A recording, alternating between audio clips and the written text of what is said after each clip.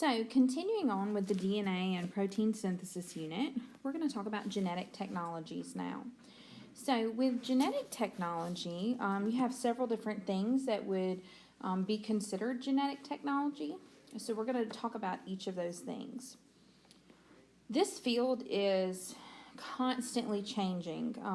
I think that everyone is aware how fast new technology develops and is released to the public. So just know that this is just constantly changing. Anyway, so to start off, bioinformatics is a field of science combining genetics and computer technology. Okay, so as you can imagine, your genetics are incredibly complex, especially for humans. If you remember the staggering numbers we talked about in the DNA PowerPoint, so it's nice to have computers to help store that data, analyze the data, and even make models of the nucleotide sequences of DNA. So bioinformatics is that combination of genetics and using computers to help us look at such a huge amount of data. So biotechnology, so bio is life. Of course, we know what technology is. So biotechnology uses living organisms and new techniques to produce things that we need. So biotechnology typically is going to help society in some way. So biotechnology has given us new ways to map out genes. So there's something called PCR, polymerase chain reactions. So if you remember, we talked about polymerase when we were talking about DNA replication. So with PCR, millions of copies of the little DNA pieces can be made in just a few hours. So scientists use PCR to basically take a section of DNA and make a whole bunch of copies of it. So with PCR, you can produce a lot of DNA within a short amount of time. So if you have a specific gene or something that you are wanting to use, you can make a whole bunch of it. So genetic engineering can also be called recombinant DNA technology or gene splicing. Okay, so what happens is DNA from one organism is spliced or combined with DNA from another organism. So that's why it calls recombinant DNA because it combines when the egg and sperm come together. Okay, so let's pretend we're talking about how Miss Bell was made. So I was made from my parents' DNA combining. Well, recombinant DNA would be taking my DNA and taking cells from like maybe a bacteria, or taking DNA from maybe a bacteria and putting it into some of my DNA. It's like connecting the DNA between two organisms. So that can be called recombinant DNA or gene splicing because it's usually just a particular gene or one or a few genes or genetic engineering. So this is how you could get new traits. This would need to be done at the embryonic stage because, my body now is made of trillions of cells, whereas an embryo is going to be made only of a few cells. So anyway, this technology uses a procedure for cleaving or cutting the DNA. So to cleave means to cut the DNA. Okay. Anyway, so what they do is they cut the DNA, and they basically take out the gene or take out a spot that they don't want, and then they insert the DNA of the new organism into that spot. And they might not necessarily get rid of anything. They might just add something in. So basically, in order to add something in, they got to cut a spot for it. So they cut the DNA, and then they add in the DNA fragment from the different species. So this technology has given us the ability to change the genes in an organism. Now you might think, why would you want to do that? Well, for example, bacteria reproduce asexually, but humans do not. Okay, so if I need something that humans use, let's say insulin, for example, my body makes insulin, bacteria don't, but I need a lot of insulin because there's a lot of diabetics in the world that need insulin. And so I could take bacteria who can reproduce 1 million in 7 hours. I could take one bacteria and perform recombinant DNA technology or gene splicing on it, add an insulin making gene into that bacteria. And then that one bacteria will multiply and become 2, and then 4, and then 8 very quickly. And now I have thousands of bacteria in just one day, or millions in one day, that can all make insulin. And then I can take that insulin and, manufacture it and sell it to people. And that is how a lot of the people get insulin that are diabetics. So anyway, that would be, one reason or one way that we use recombinant DNA technology. So the new DNA that contains the DNA from 2 different species or 2 different sources is called recombinant DNA. Okay, recombinant DNA. I would call that organism a transgenic organism. So a transgenic organism has recombinant DNA. Okay, so it has a foreign DNA. So it's DNA from 2 organisms. Now, if you put, the transgenic bacteria, for example, is going to be mostly bacteria genes. It might just have the one gene from insulin. So this is just showing a scientist going through the process of extracting DNA from cells, which, of course, before you could do all this that we've been talking about, you would have to extract the DNA from the cells.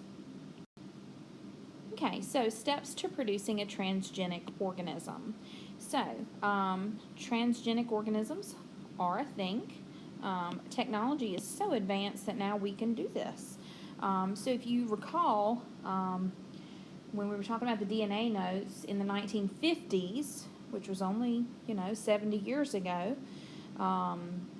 we really were just starting to understand DNA in the 50s and 60s. So in the last 50 to 70 years, we have made huge progress in, first we had to understand how the structure of DNA and how it worked, and then now they've advanced to manipulating the DNA.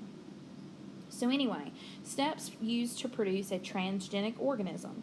And remember, a transgenic organism is going to contain recombinant DNA. DNA from 2 organisms.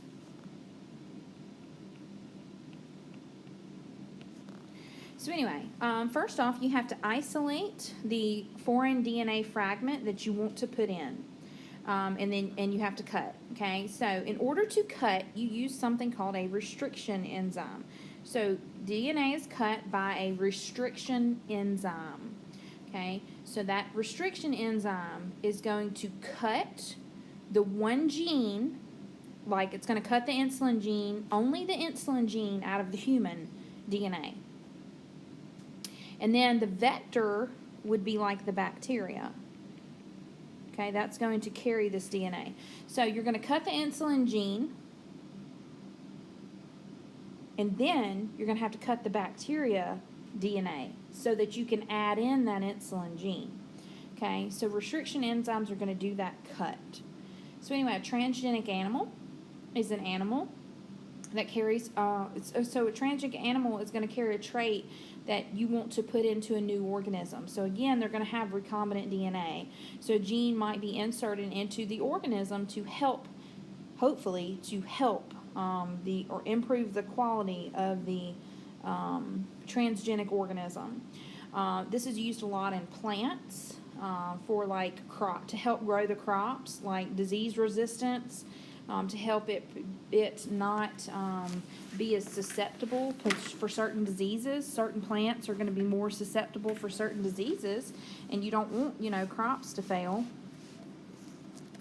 So anyway, this also can be used to trick bacteria or yeast into producing human proteins or hormones like insulin that we need to manufacture and drug companies, are going to sell.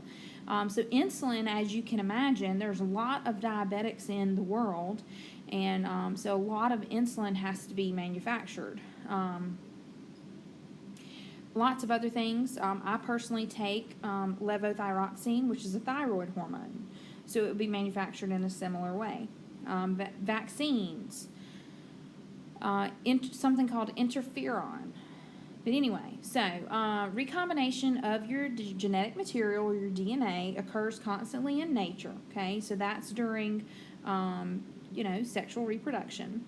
But gene splicing makes it possible for scientists to control what particular genes we want to combine. So this is called genetic engineering. Okay, so you're controlling your end result, and you're controlling which genes we want the organism to have. So this just shows you the yellow is from one organism, and the green is from another organism. And so this is the making of recombinant DNA. They cut the restriction enzyme, cut out the one gene that you wanted, and that same restriction enzyme opened up the DNA in the bacteria. So this would be bacteria because it's circular DNA. Anyway, those are put together, and boom, you have recombinant DNA, which can be used for a lot of different things. So again, restriction enzymes are those cutting or cleaving. To cleave means to cut. So these are those cutting enzymes. So bacterial proteins are also, remember, enzymes are proteins. So there are some in bacteria that have that ability to cut the strands of DNA, and it's going to cut at specific points. Okay, so anyway, we call it sticky ends. Okay, we call it sticky ends where it cuts. Okay, so if you look here, here is your enzyme, and it's cutting the DNA. So you got the your left DNA, which is white, and then your right DNA, which is black. And so the restriction enzymes cut the DNA at the sticky ends, and so now you have these sticky ends, and you can put them together like they did here. So the white and the black represents two different organisms. Okay, usually two different species, possibly in totally different kingdoms. And now you have your recombinant DNA there. So, the making of recombinant DNA, like I said, it's the joining of DNA, and it has to have some sort of vehicle to transport it, okay? So once you cut or cleave the DNA, you can then put that DNA into a host cell. And so that little piece of DNA that you cut, that gene that you cut out, has to have some DNA to combine with. So it has to have a vector. Okay, so the vector is the agent used to carry that gene into another cell. So biological vectors are viruses, because viruses carry DNA. Mosquitoes are also biological vectors. And then plasmids. Remember, plasmids are bacterial DNA. So we use those a lot because bacteria reproduce so quickly. Okay, so this is just showing you a picture of your recombinant adenoviral. So it's a viral DNA, and it is going to our HEK 293 cells. And so it's combining with it. So that DNA is combining, and then you end up with the recombinant DNA into the cells. So I've mentioned a plasmid several times already. So we're just going to, give you the written part of where you would see plasmid in the notes. So a plasmid is a ring or a little circular DNA. And that's going to be in bacterial cells. Remember, bacteria are prokaryotic. It's our only example of prokaryotic cells. Anyway, so the plasmid is DNA, but there's also a bacterial chromosome, which is also kind of circular. it's going to have different genes compared to the bacterial chromosome. So you'll have like basically two circles of genetic information in a bacteria. So anyway, plasmids can replicate independently of your main chromosome. So what that means is that the plasmid might replicate whenever the chromosome is not replicating. Okay, so that plasmid can be easily cleaved or cut with restriction enzymes. So anyway, what they'll do is if the plasmid and the foreign DNA, so like let's say the plasmid, of course, is the bacterial DNA, and then the foreign DNA, let's say it's a human DNA, if they are cleaved with the same restriction enzymes, then that means those sticky ends will match up just right, and they will be able to join. And so that'll reconnect it. Like when the picture we just saw with the little enzymes that kind of look like Pac-Man, and they were cutting it at certain spots, and then they joined at the perfect spot. So if you went back and look, you could see how the nitrogen bases were joined. It was like AA and TT or something. You could see how they were joined just right at the perfect spot with the base pairs.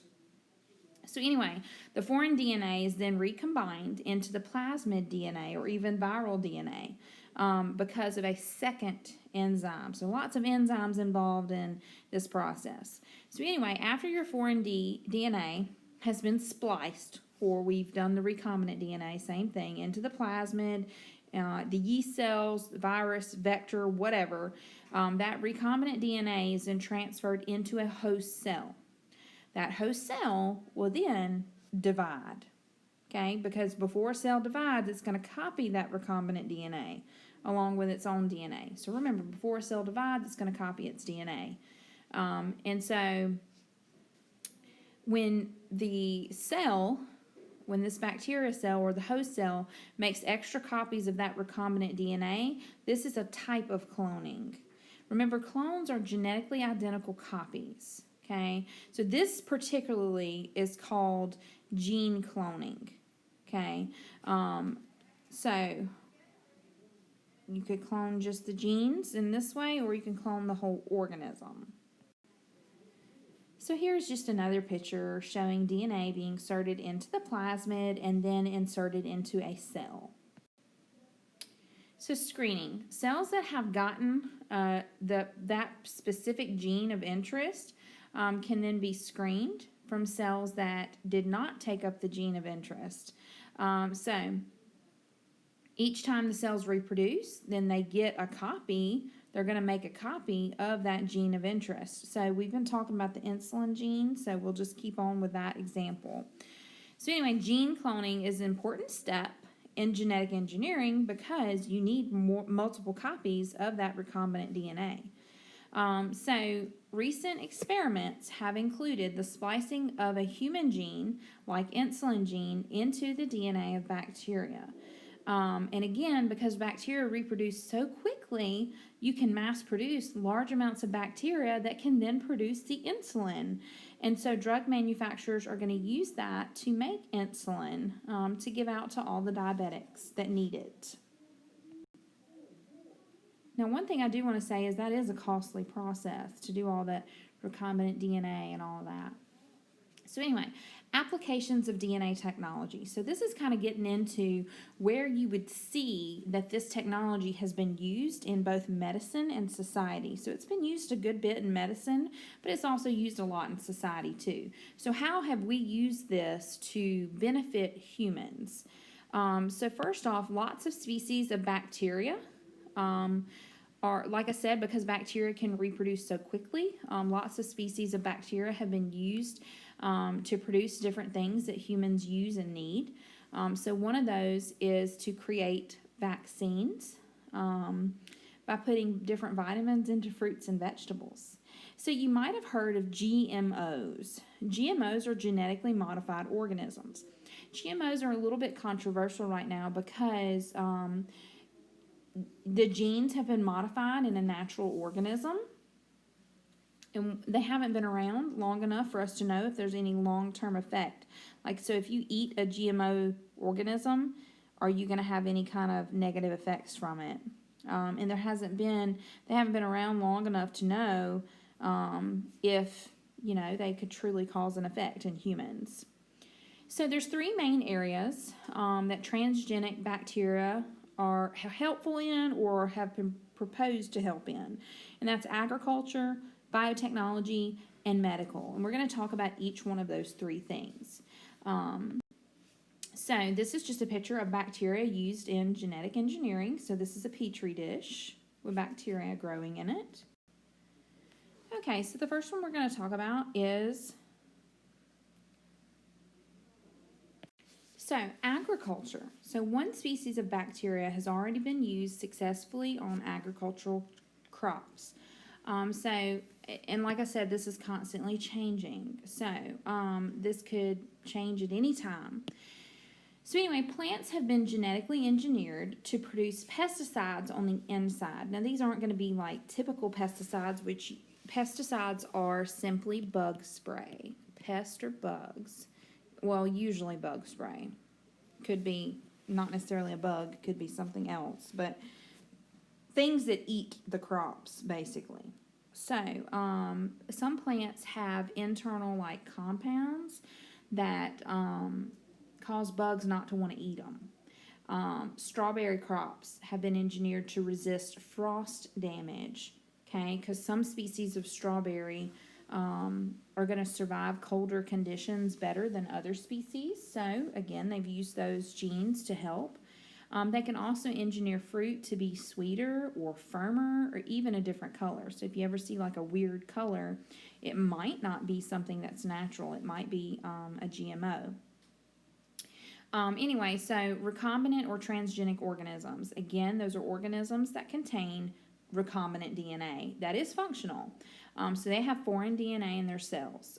So this can also be used in animal farming.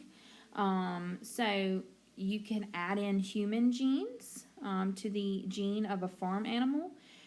This is used in dairy farming to produce human proteins in dairy cows' milk.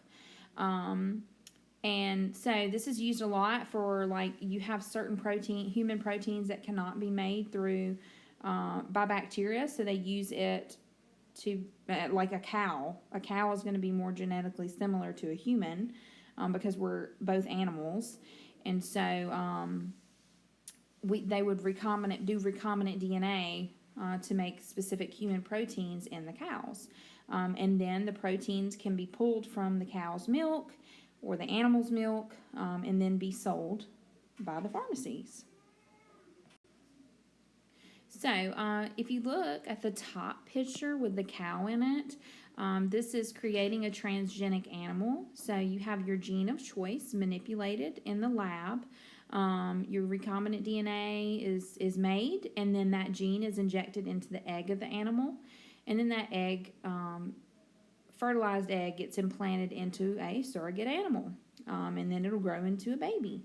And then you have a baby cow that can do whatever it is you were wanting it to do. Create a human protein, or maybe you create better milk, or maybe you're going to create a higher quality beef cow with more meat on it. So because cows they're sold by like how much meat they make. So maybe you got a beefier cow. Anyway, off to the right here you have a targeted gene mutation where you have your clone DNA put into your embryonic stem cells, and then that goes into a mouse blastocyst. So that would be after the fertilized egg, and then it's put into a mouse, and then you get your new gene, mouse. That could then be crossed, and you could see a different type of mouse. And then on the right, you have randomly inserted gene. So you have DNA injection into the zygote, and then that zygote divides, and then it's an embryo, and then that embryo gets implanted into the mouse, and then some of the mouse babies will have the new gene.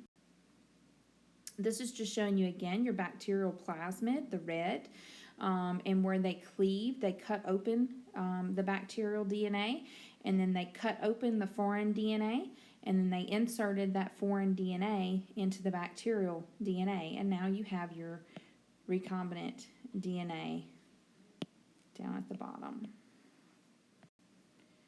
Okay, so we were talking about the three ways that you would see transgenic organisms. So the second way was biotechnical. So in different industries, transgenic bacteria have been engineered to break down pollutants into harmless products. So a major example of this was oil-eating bacteria. Okay, so there are oil spills in the water systems. And this is not, there's not just been one oil spill, there's been several. You might be familiar that they drill, the oil rigs, they drill in the Gulf of Mexico. And there's lots of oil rigs in the Gulf of Mexico. Well, if one of those has an oil spill, that oil goes into the water. And it's very, very bad for the ecosystem, for that aquatic ecosystem. And so you got to get that oil cleaned up. So they have engineered bacteria, these transgenic bacteria that eat the oil. And so they help clean up the oil spills. They'll release they do more than one thing when they're cleaning up an oil spill. This is just one of the ways they help clean it up. But they'll release the bacteria into the water, and the bacteria will eat the oil. When we had the most recent oil spill that was closer to our area, the bacteria ate the oil. And then what was washing up on the shore was something called tar balls. They was like these black balls, and they were the byproducts of those bacteria. So anyway, that's been great because, the bacteria eat the oil, and that helps the ecosystem. So then medical. So as you can see, there's lots and lots of ways that transgenic organisms can help in medical field. So anyway, this could be useful to prevent inherited disorders. So they could cut out the bad gene and replace it with a normal gene. Pharmaceutical companies, like we said, we can create different medicines with pharmaceutical companies, and that's the primary thing that we see. One of those is the making of growth hormone to give someone with poor growth or dwarfism. So if you have a stroke, we've talked before about heart attacks and strokes and how it's a blood clot. A heart attack is a blood clot in your heart, and it's blocking the flow of blood, so those cells die. Or a stroke, MI is heart attack, CVA is stroke. So in your brain, if that happens in your brain, then the blood can't get to that part of your brain, then that part of your brain dies. So TPA, or tissue plasminogen activator, is a medicine they can give you that's created through transgenic bacteria, but it's created to help dissolve blood clots, like after you've had a stroke. That's why they say you need to go to the ER within 4 hours is the timeline, so that they can give you that medicine quickly. Now, you would really need to go immediately because they've got to diagnose you with the stroke first before they can give you that medicine, because certain types of stroke can have it and other types cannot have it. So it just depends on what type of stroke. That's why you're basically supposed to go immediately to the ER so they can do the proper test, because those tests take time. Like I said before, insulin to treat diabetes is also made this way. Many vaccines are made this way. So just a refresher, a vaccine is a solution that has usually either all or part of a harmless version of the pathogen, so usually a virus. So when a vaccine is injected into you, your immune system is going to make antibodies, which are proteins to help fight off the viral infection.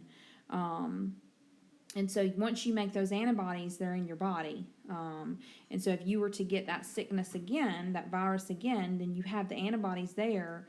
So it's going to make the sickness much less severe, and it'll be a lot shorter, so it won't be as bad. It's kind of how the flu shot works, for example. Supposedly you can still get the flu with the flu shot, but it'll be way less bad, and it'll be a lot faster that you get over it. Developing clotting factor 8, that's for hemophilia, which is the disease where your blood does not clot, so that helps you clot your blood. human lung surfactant. So if babies are born too early, their lungs might not be developed. So that would require them to be on a ventilator, the breathing tube. And so they could, because they don't have enough surfactant, which is in the lungs, and so they're producing that.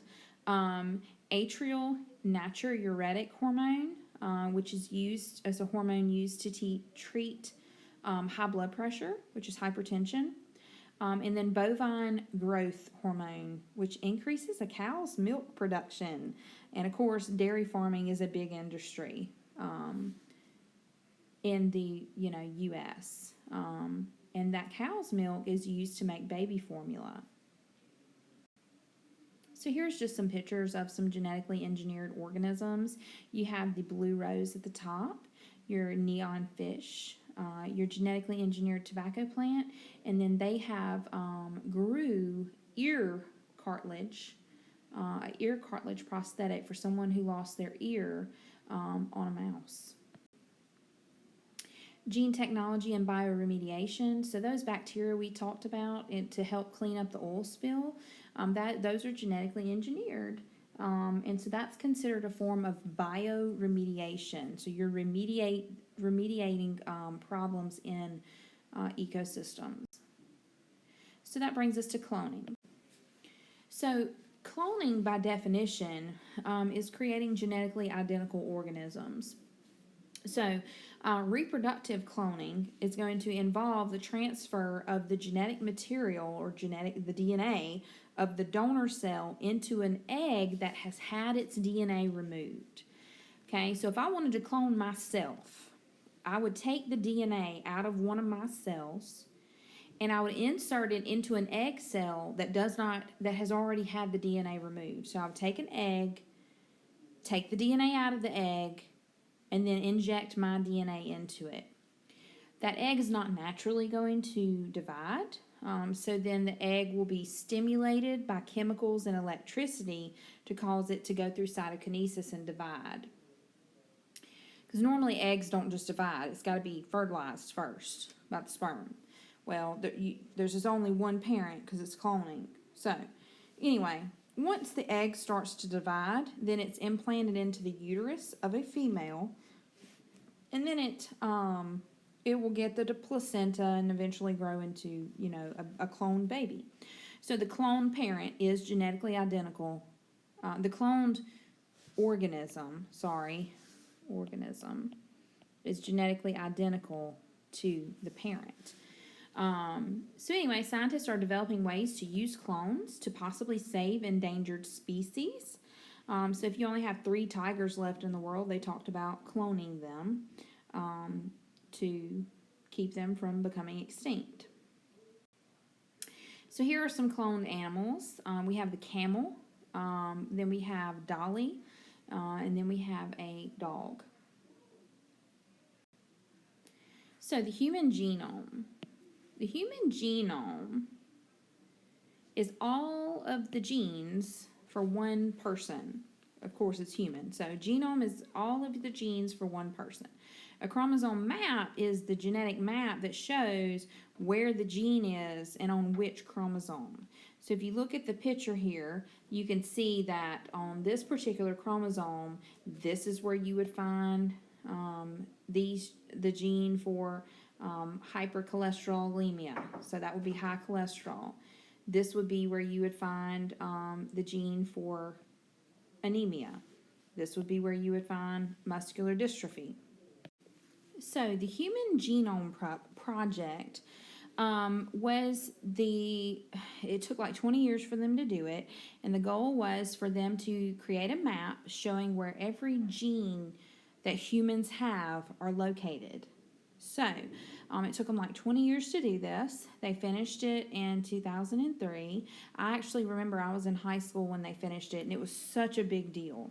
So anyway, it was the Human Genome Project. The potential for gene technology to fight against diseases is great because you could hopefully, the technology is there. If you have the disease, a genetic disease, they could take out the gene for that disease and put in a normal gene. And so, of course, this is going to be most beneficial in an embryo before you have trillions of cells. But anyway, so this is why they wanted to do the Human Genome Project, so that maybe then they could treat genetic diseases. In our next unit, we're going to talk about some genetic diseases. And to be honest with you, most of the genetic diseases that are kind of more common are absolutely awful. They are awful, and you would hate for you or a child to have them. Now, of course, there's going to be some that are more mild, but regardless, a lot of genetic diseases are very, very, very bad and very devastating for the individual, but also the family members. And so this is why people would want to get rid of it. It's kind of like curing cancer. No one wants to see someone that they love go through something so bad. So here is just some pictures of human genome and where the particular genes have been mapped out. So this one picture is really hard to see, but they've named each gene on the chromosome. And this is just kind of color-coded it to show you where each thing is, where each gene is on each particular chromosome. Okay, so as chromosomes maps are made, they're used to help diagnose genetic disorders. So we're constantly discovering new genetic disorders, but there's some, that they've already discovered. And what they're doing is they're comparing the human genome. They're looking at the human genome and seeing if that person lacks a certain gene they're supposed to have, or if it's been mutated in some way. So now we have the technology available to look for these things. Now, it's not easy to get in with a geneticist. So you're not going to just go and have your genes mapped just for no reason. But if, let's say, you have a child. I have a friend who her child has an extremely rare genetic disorder, and she spent 2 years taking her child to doctors to find out what was wrong with her child. And they finally were able to get in with the geneticist. And the syndrome that the child has, there's only like 7 children who've been diagnosed, I think, in the United States with it. So it's extremely rare. So a lot of these genetic disorders are very rare. And, they might be naming a new one. So anyway, what they do a lot of the times, they are diagnosed when the person is pregnant, so that would be prenatal. So they get cells from the fetus or from the amniotic fluid through like amniocentesis, and then they would test the DNA that's present in those cells. So after it's been diagnosed, then they could possibly do gene therapy. So gene therapy is taking out a bad gene and putting in a normal gene. So again, it would be easier to do gene therapy on an embryo before the baby was born. But it is possible that maybe they could, help cure children or adults. So this is just kind of going through, like you have a pathogen, like a virus, and they look at the specific gene, and then they can modify it and make a vaccine for you so that hopefully you don't get it. And this is just another picture showing that, let me move it for you. So the protein coding DNA sequences in a human cell. And so you have your DNA that's in the off position. So they add in new they add in new DNA to turn it on, to turn the gene on. And then C, the new DNA sequence bypasses the off switch to activate the gene. And then you get large quantities of that particular protein produced. So like we talked about before, genes turn on and off, okay? So a lot of the times certain genes are expressed when you're younger or a baby or before you're born, and other genes are expressed at different times. Like we talked about breast cancer, you have that DNA if you have the gene for breast cancer, because 20% of breast cancers are genetic. If you have that gene, you're born with it, but it's just not expressed until you get the cancer. So DNA fingerprinting is basically a DNA test. Okay, so this is the preferred way to look for paternity and criminal cases. Okay, so paternity would be like who's the father, and of course criminal cases would be like checking DNA for crime. Sources of DNA samples basically are going to be cells. So that could be skin cells, it could be blood cells, it could be semen, saliva from even, a cup or a cigarette butt, or it could be your hair. So anyway, in blood, the DNA is only going to be found in white blood cells. Red blood cells actually don't have a nucleus, and platelets are actually considered like partial cells. So white blood cells are going to be the preferred for blood, but you're going to have white blood cells in your blood. So anyway, in criminal cases, they're going to look at DNA samples from both the crime scene and the suspect, and they're going to match up the little lines, the bands. They're called bands. So a positive result is going to stand up in court. So anyway, paternity, you have to compare both parents' DNA, because remember, the child is going to have 50% from mom and 50% from dad. So for it to be the father, you would have to have whatever is not the mom's DNA, you would have to have it from the dad if that person is the father. We're going to look at an example in just a second.